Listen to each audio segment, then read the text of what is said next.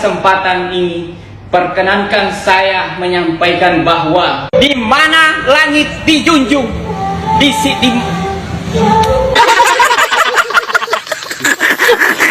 mana langit dijunjung, di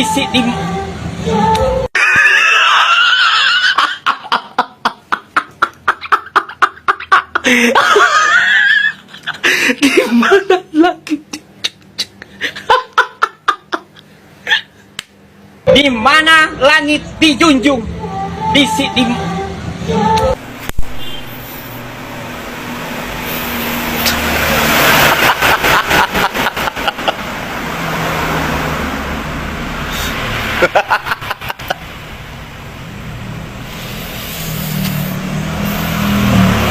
di mana bumi dipijak, di situ langit dijunjung.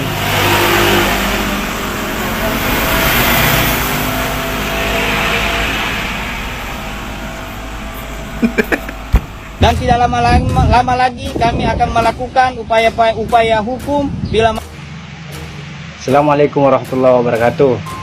Untuk Pak pengacara ini, saran dari saya, kalau mau menyelesaikan masalah itu tidak usah menantang orang-orang yang menghujat Syarifah, menantang orang-orang menghujat Syarifah dan keluarganya, karena pokok permasalahan dari awal ini, akarnya ini, awal muncul permasalahan ini yang viral ini adalah si Syarifah itu sendiri. Nggak usah kait-kaitkan dengan masalah adat dan lain sebagainya. Malu sendiri kita, malu sendiri. Nah, begitu. Kemudian kalau kita mau betul-betul menyelesaikan ini masalah, mau mencari bukti yang betul-betul akurat, yang betul-betul pasti, yang tidak bisa dibohongi, tidak bisa diedit dan lain sebagainya, coba kita periksa isi chat dari si Syarifah itu sendiri. Kemudian kita padukan, kita samakan dengan isi chat HP si Ali. Di situ akan ketahuan siapa yang benar, siapa yang salah. Tidak ada lagi nggak usah bikin klarifikasi yang membuat malu sendiri. Nggak usah bikin klarifikasi yang lain lagi. Banyak klarifikasi yang sudah nonton masyarakat, banyak klarifikasi yang tidak masuk di akal. Dan kita ini netizen ini otomatis begini mulunya netizen, karena tidak tahu yang mana betul, yang mana yang salah, begitu. Jadi saran saya untuk kuasa hukum dari si Syarifah Khairunisa ini, coba periksa sedikit HP-nya si Syarifah itu, kita cek apa isi chatnya itu. Adapun kalau bahasa India atau bagaimana, kan ada translate. Apalagi sekarang beredar ada artis yang cek itu isi chatnya dari si Ali, mengatakan bahwasanya tidak ada pokok permasalahan. Sebenarnya tidak ada pokok permasalahan, dan di sini memang si Syarifah itu sendiri yang meminta Ali untuk datang untuk melamar, begitu Ji.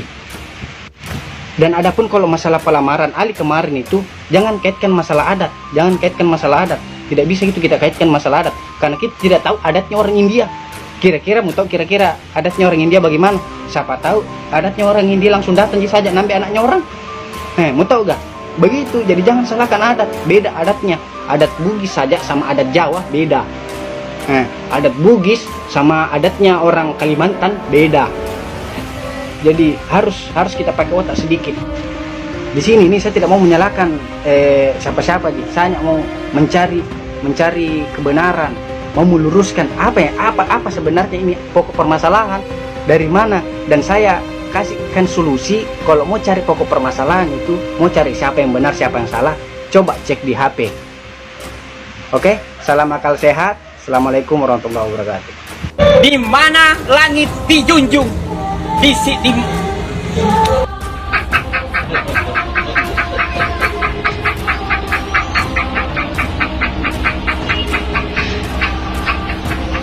mana langit dijunjung, di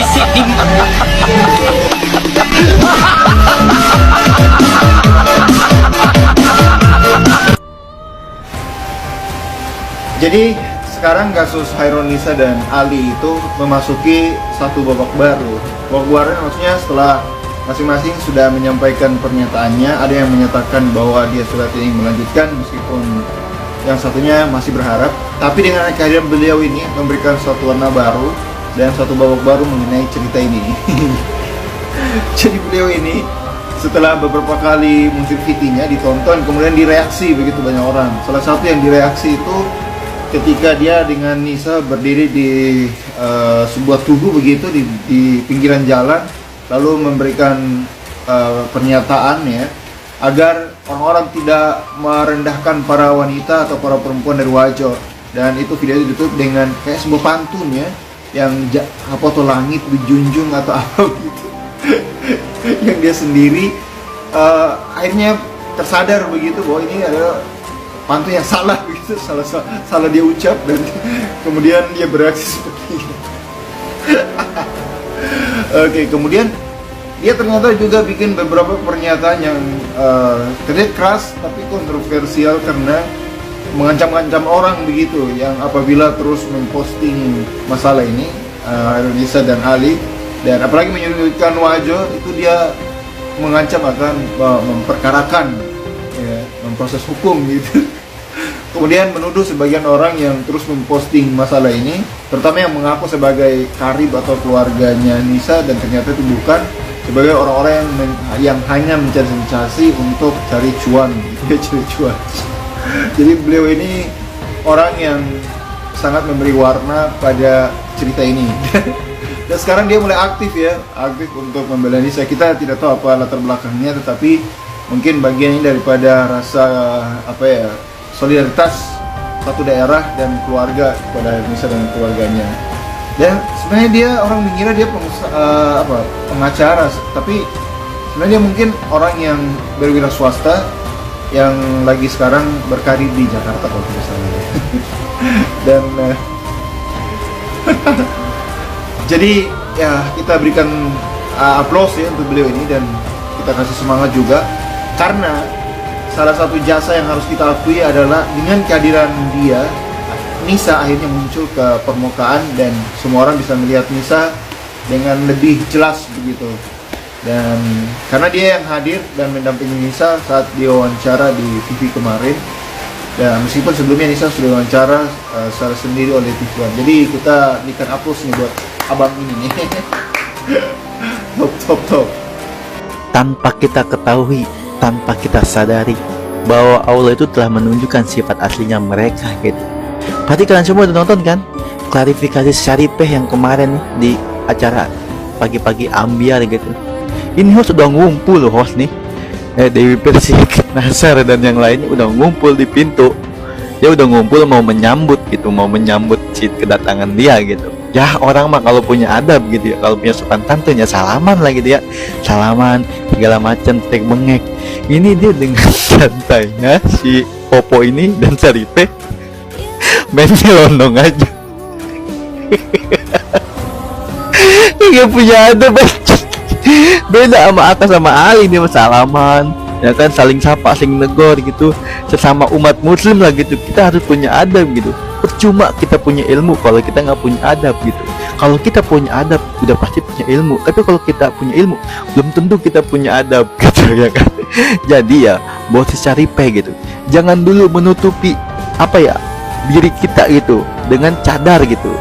Perbaiki dulu adab dan akhlakmu gitu. Segera pakai manggil pengacara yang dari Popo. Di mana langit dijunjung, di sini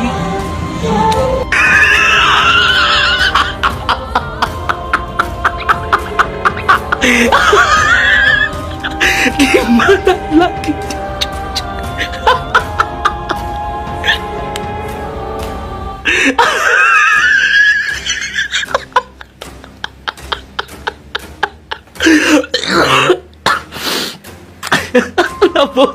tato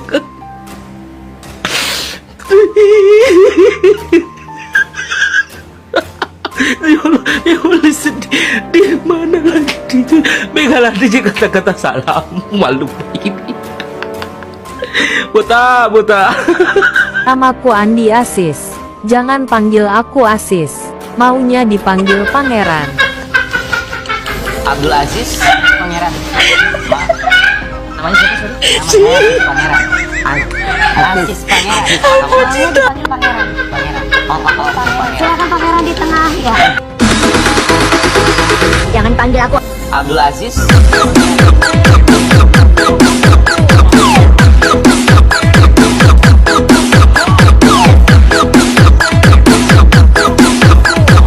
Dia bilang apa? Kamu kabur dari rumah? Saya datang pas malamnya. Aduh, memang gile bener. Netizen Indonesia ini julidnya istimewa, mampu membongkar hal-hal rahasia dan detail yang tidak terbaca. Banyak kasus itu sudah membuktikan. Mereka ini seperti air yang mengalir, bisa meresap, merembes ke benda-benda yang tidak tertembus. Luar biasa kan? Luar biasa kan? Nah, sahabatku sekalian, Anda sebenarnya percaya atau tidak bahwa Syarifah di Pagi-Pagi Ambyar ini adalah wanita yang sama dengan di klarifikasi TV lainnya? Salam jernih.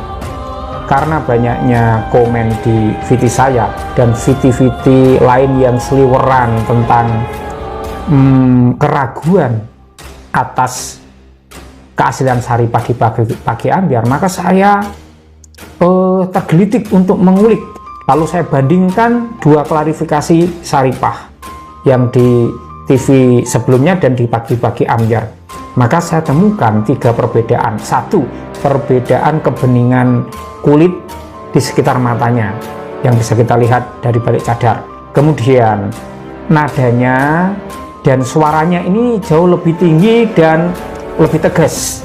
Kemudian gesturnya ini lebih agresif. Pertanyaannya, ini sebenarnya orang yang berbeda atau orang yang sama tetapi dalam kondisi mental yang berbeda? Tuh. Tapi gini loh sahabatku, yuk sudahilah. Akas dan Ali aja sudah menutup case tentang Syarifah. Move on. Mari kita move on. Yang penting kita bisa mengambil hikmahnya. Hikmah dari kasus ini adalah bahwa ketika kita sudah terbaca salah dan kurang dipercaya masyarakat, maka sebaiknya mengakui kesalahan, jujur menceritakan, lalu minta maaf dan bertemu. Itu akan indah.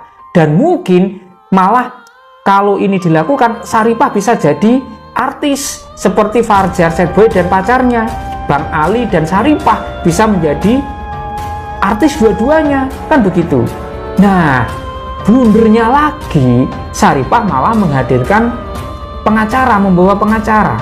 Kehadiran pengacara ini bagi masyarakat Indonesia itu seperti bensin yang mengguyur api yang membara. Api atau bara ketidakpercayaan masyarakat pada Syarifah semakin besar dengan kehadiran pengacara ini. Piye to iki? Kok enggak hati-hati? Salam Hai netizen, kalian tuh tek-tek aku. Katanya aku dicari sama seorang pangeran ya. Boleh tahu nggak pangeran dari mana? Dari kerajaan mana yang berani cari-cari Oma si Ratu Penunggu Pantai? Pangerannya kayak pangeran yang di cerita-cerita Cinderella itu ya, rambutnya gondrong, dikucir, naik kuda, bawa pedang. Minimal seorang pangeran yang cari Oma si Ratu Pantai, si Ratu Penunggu Pantai itu berambut gondrong, biar enak disisir gitu loh. Ya, minimal pangeran yang cari Oma Ratu Penunggu Pantai itu rambutnya gondrong sebahu, jadi enak disisir. Tapi kalau seorang pangeran dari kerajaan mana nggak ngerti, nggak paham, yang belum punya rambut, nanti tolong dikasih toner ini ya, biar rambutnya bisa cepat tumbuh. Baru cari Oma Ratu Penunggu Pantai. Kalau belum tumbuh rambutnya mah jangan cari Oma, bukan tandingan Oma, bukan tandingan Oma. Tandingan Oma minimal rambutnya gondrong. Tapi kalau belum punya rambut, nih kasih toner ini dulu, toner penumbuh rambut. Ups, salah, bukan ini toner untuk wajah, toner penumbuh rambut yang ini kali ya, yang ini. Salep penumbuh rambut minimal yang cari oma